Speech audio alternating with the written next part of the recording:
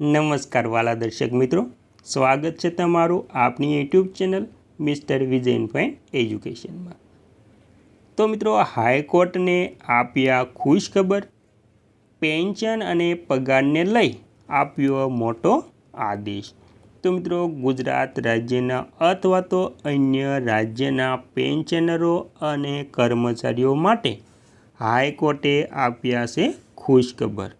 તો શું છે હાઈકોર્ટના ખુશખબર તેમજ ગુજરાત રાજ્યના પેન્શનરો અને સરકારી કર્મચારીઓ માટે ખુશખબર?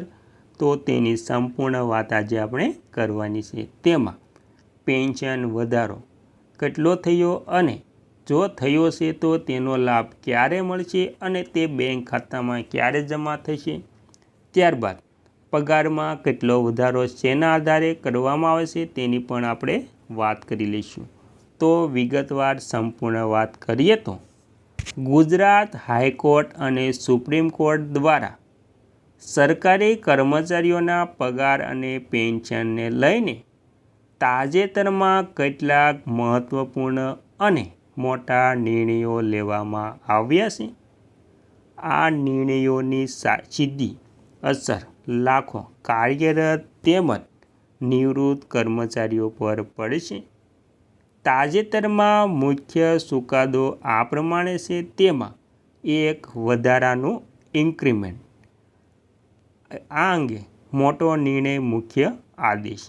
સુપ્રીમ કોર્ટ અને ગુજરાત હાઈકોર્ટ આદેશ આપ્યો છે કે જે કર્મચારીઓ 30મી જૂન અથવા તો 31મી ડિસેમ્બર નિવૃત્ત થયા છે અને તેમને પોતાની સેવાનું છેલ્લું આખું વર્ષ પૂર્ણ કર્યું છે, તેઓ નિવૃત્તિ પછી પણ એક કાલ્પનિક પગાર વધારો એટલે કે નેશનલ ઇન્ક્રીમેન્ટના હકદાર છે।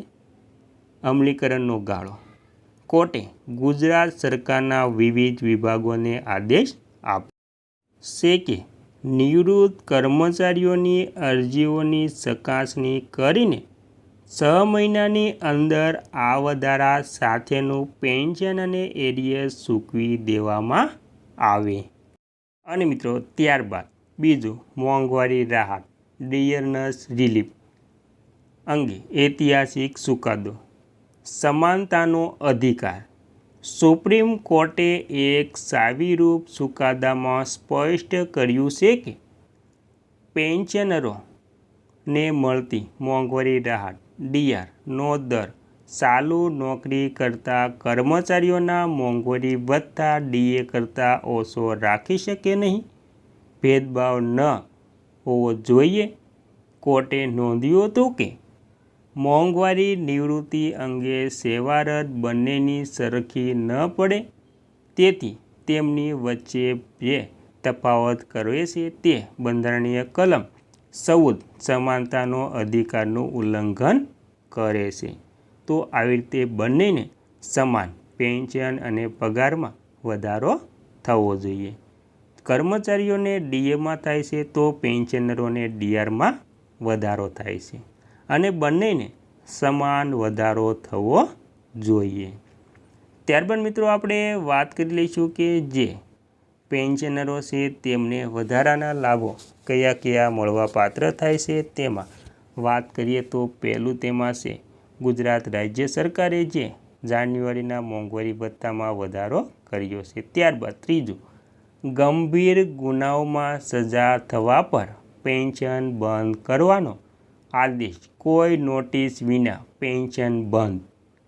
ગુજરાત હાઈકોર્ટે સરકારના પક્ષમાં મોટો ચુકાદો આપતા જણાવ્યું હતું કે જો કોઈ સરકારી કર્મચારી કે અધિકારી નિવૃત્ત થયા બાદ પણ કોઈ કાનૂની કેસ અથવા તો ગંભીર ગુનામાં દોષી ઠરે કે સજા પામે તો સરકાર કોઈ પણ કારણ દર્શાવ્યા વિના, નોટિસ આપ્યા વિના તેનું પેન્શન તાત્કાલિક બંધ કરી શકે છે।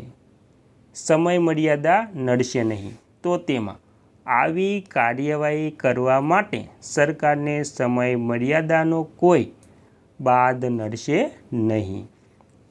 તો મિત્રો, આવી રીતે સરકારી કર્મચારીઓ અથવા પેન્શનરો નિવૃત્ત થઈ ગયા છે ત્યારબાદ જે પેન્શન લેશે, પેન્શન લેતા હોય તો કોઈ પણ ગુનો દાખલ થયો હોય તો તે પેન્શન અટકી શકે છે. ત્યારબાદ ચોથું, ફિક્સ પગાર અને રોજમદાર માટે રાહત વ્યાજ સાથે લઘુત્તમ વેતન.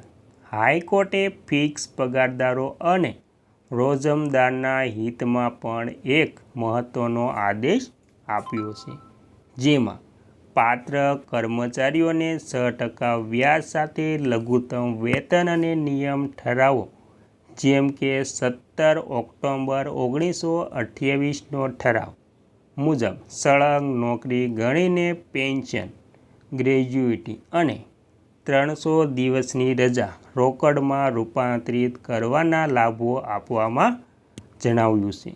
ત્યારબાદ પાંચમું છે ફેમિલી પેન્શન. પરિવાર પેન્શનના અધિકારો પર સ્પષ્ટતા, જેમ કે પુત્રી અને સેકન્ડ વાઇફના હક.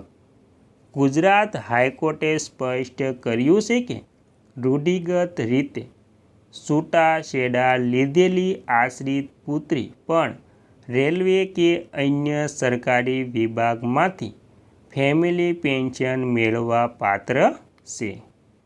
આ ઉપરાંત માત્ર સર્વિસ રેકોર્ડમાં નામ ન હોવા જેવા ટેકનિકલ કારણોસર બીજી પત્નીના કાયદેસરના ફેમિલી પેન્શનના હકને રોકી શકાય નહીં.